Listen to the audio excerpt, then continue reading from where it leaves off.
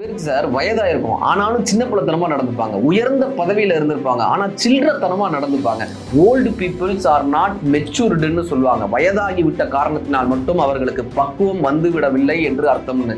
கடவுள்கிட்ட போய் தன்னை இப்படி மாத்து அப்படி மாத்து, எனக்கு இதை கொடு அதை கொடுன்னு கேட்கக்கூடிய எத்தனை பெரியவங்க இருக்காங்க. ஒரு சுண்டலி பேருக்கு கடவுள்கிட்ட என்னை வந்து பூனையா மாத்திரு, எதுக்குன்னு இருக்காரு. பூனையை பார்த்தா எனக்கு பயமா இருக்கு, சரி பூனையா மாத்தினாரு.